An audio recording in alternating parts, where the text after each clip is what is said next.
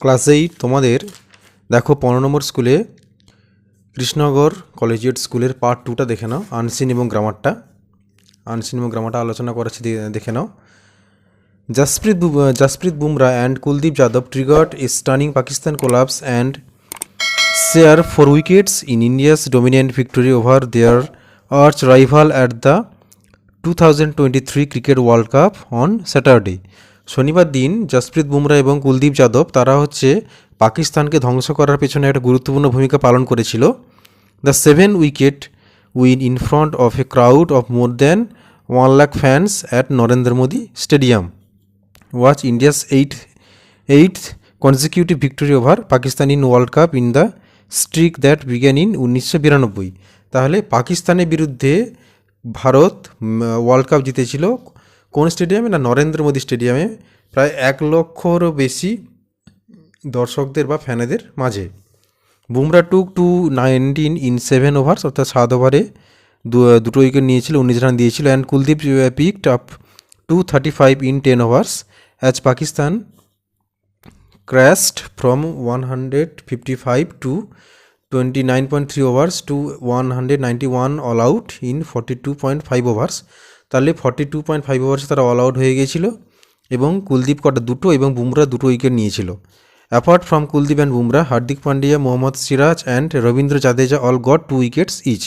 এছাড়াও হার্দিক পান্ডিয়া, মোহাম্মদ সিরাজ এবং রবীন্দ্র জাদেজা এরা প্রত্যেকে দুটো করে উইকেট নিয়েছিল।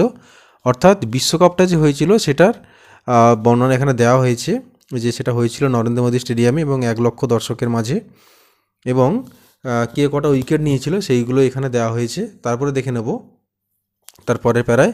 দেন Indian captain and skipper Rohit Sharma blessed a 36 ball half century scoring 86 run. তারপর যখন ইন্ডিয়া ব্যাট করে রোহিত শর্মা 36 বলে 86 রান করেছিল, ইনক্লুডিং 6 ফোর্স, 6টা 4 অ্যান্ড 6 6 এবং 6টা 6, and Shreyas Iyer provided the finishing touches with an unbeaten to his half century. এবং শ্রেয়াস আয়ার হাফ সেঞ্চুরি করেছিলেন with an over boundary which rang in India's victory, যেটা কিনা ভারতের জেতার পিছনে একটা গুরুত্বপূর্ণ ভূমিকা ছিল শ্রেয়াস আয়ারের। India leads the table now with 6 points. তাহলে ইন্ডিয়ার পয়েন্ট কত এখন 6, ahead of New Zealand of net run rate after 3 straight wins. অর্থাৎ 3বার জেতার পর তাদের ভারতের পয়েন্ট কত হয়েছিল? 6 point. Pakistan after their first loss of the tournament has 4 points from 3 games and in 4th in the point table। এবং পাকিস্তান তারপরে কত নম্বর পজিশনে এসেছিল?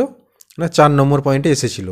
তো এই ছিল মোটামুটি তোমাদের আনসিন। দেখো ওয়ার্ল্ড কাপ থেকে দেওয়া একটা প্যারা।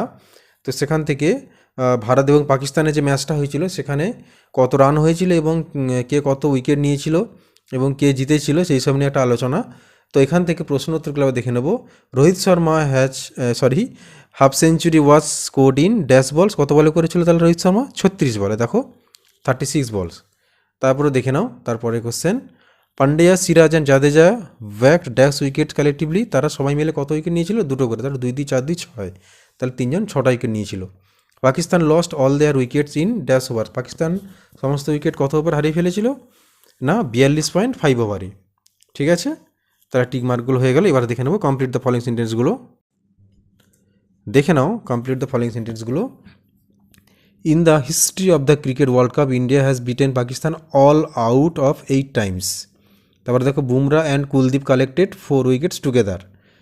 On the table Pakistan stand at the 4th position. ঠিক আছে, এবার দেখানো true ফলসগুলো।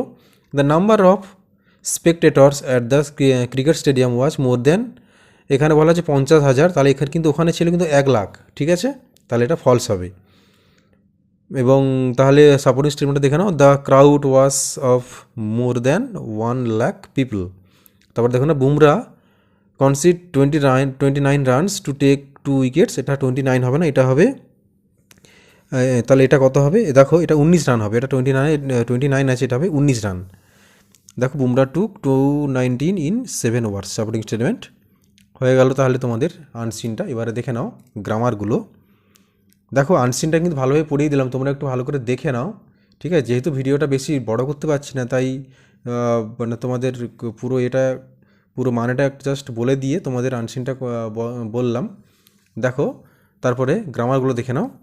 India football captain Sunil Chhetri feels they will have to play as a cohesive unit if they are to challenge the mighty Saudi Arab in their round of 16 match at the Hijaz Asian Games on Thursday. ঠিক আছে, হ্যানজিয়াস Asian games on Thursday. তাহলে article প্রিপারেশনগুলো দেখে নিলাম, এরপরে দেখে নেব গ্রামারগুলো। দেখো do as directed, প্রথমে কী করতে বলা হয়েছে, ভয়েস করতে বলা হয়েছে। ডু ইউ প্লে ফুটবল, দেখো এখানে ভয়েসটা কী হবে, is football played by you দিয়ে লাস্টে জিজ্ঞাসা চিহ্ন। ঠিক আছে, এরপরে দেখে নেব দুয়ের দাগে he said they have hidden the treasure. এটা কী করতে হবে, এটা ন্যারেশন করতে হবে। দেখো হি সেইড আছে এখানটা পাস্টে আছে, তাহলে they have hidden the treasure, তাহলে এটা কী হবে, এটা আছে প্রেজেন্ট পারফেক্টে হবে। তাহলে আমরা জানি যে নিয়ম অনুযায়ী প্রেজেন্ট পারফেক্ট থেকে কিসে চেঞ্জ করতে হয়, পাস্ট পারফেক্টে। তাহলে he said that linker that they had hidden the treasure. ঠিক আছে, তিনে থেকে দেখো it is raining take the umbrella, এটাকে join into a complex sentence. As it is raining comma take the umbrella, যেহেতু বৃষ্টি হচ্ছে তাই ছাতা নাও। তারপরে দেখো নো ওয়ান ইজ ইমর্টাল, এটাকে তবে অ্যাফার্মেটিভ, তাহলে কেউই মরণশীল নয়, এটাকে অ্যাফার্মেটিভ করলে কী হবে, তাহলে এভরি ওয়ান ইজ ইমর্টাল, অর্থাৎ সবাই মরণশীল। ঠিক আছে, তারপর দেখে নাও she could not come to school on account of her illness, এটা কী করতে হবে, জয়েন ইউজিং, আচ্ছা rewrite the sentence changing the underline point into an adverb clause, আচ্ছা অ্যাডভার্ব ক্লজ দিয়ে জয়েন করতে হবে, চেঞ্জ করতে হবে পুরো বাক্যটাকে। তাহলে she could not come to school, she could not come to school because, কারণ সি ওয়াজ ইল, কারণ সে অসুস্থ ছিল। ঠিক আছে, তাহলে তোমাদের যেভাবে বলছি তোমরা হচ্ছে কোশ্চেন ব্যাংকে লিখে নিতে পারো বা খাতায় কোশ্চেনগুলো তুলে একের পর এক লিখে নাও। ঠিক আছে, এবারে দেখে নাও ডিয়ের দাগে আনসিন থেকে সিনোনিমস খুঁজে নিয়ে লিখতে বলা হয়েছে। স্পার্ক থেকে হবে ট্রিগার্ড, ডাউনফল থেকে হবে কোলাপস, ব্যাক টু ব্যাক থেকে হবে কনজিকিউটিভ, উইন থেকে হবে ভিক্টোরি। ঠিক আছে, তাহলে তোমাদের দেখো আনসিন এবং গ্রামারগুলো প্র্যাকটিস করিয়ে দিলাম, অর্থাৎ সলভ করে দিলাম। তাহলে তোমরা ভালো করে আনসিনটা পড়ে যেভাবে উত্তরগুলো বললাম সেভাবে উত্তরগুলো লিখবে। তারপরে গ্রামারগুলো প্রথমে আর্টিকেল প্রিপোজিশন ছিল, তারপরে appropriate forms of the verb ছিল। আচ্ছা অ্যাপ্রোপ্রিয়েট ফর্মস অফ দ্য ভার্বটা বোধহয় স্কিপ করে গেছি, এটা একটু দেখে নাও বিয়ের দাগে। ইউজ অ্যাপ্রোপ্রিয়েট ভার্ব, আচ্ছা staying positive in the face of difficulty should B A quality that everyone should adapt. ঠিক আছে, এটা তখন আমি একটু স্কিপ করেছি, খেয়াল করিনি, তো বিয়ের দাগে ছিল এটা। দেখো এই কোশ্চেনটা, এটা স্কিপ করে গেছিলাম, তোমরা ভালো করে দেখে নাও। তো তাহলে হয়ে গেল সমস্ত প্রশ্ন, আনসিন এবং গ্রামারগুলো হয়ে গেল। বিশেষ করে দেখো এই যে আনসিন থেকে সিনোনিম খুঁজে নিয়ে লিখতে বলা হয়, এটা খুব ইম্পর্টেন্ট। এগুলো একটা কিন্তু এখানে এক করে দেওয়া হয়েছে, কিন্তু তোমাদের অ্যাকচুয়ালি পরীক্ষায় 2 করে থাকে। ঠিক আছে, তোমরা কিন্তু এইটা খুব ভাইটাল জিনিস, এটা তোমরা ভালো করে প্র্যাকটিস করবে। আর আনসিন সবসময় প্র্যাকটিসের মাধ্যমেই কিন্তু হয়, তোমরা জানো ভালো করে। আনসিন সবসময় ভালো করে প্র্যাকটিস করবে, যত ভালো করে প্র্যাকটিস করবে এক্সামে তত ভালো করে পারফরমেন্স করতে পারবে।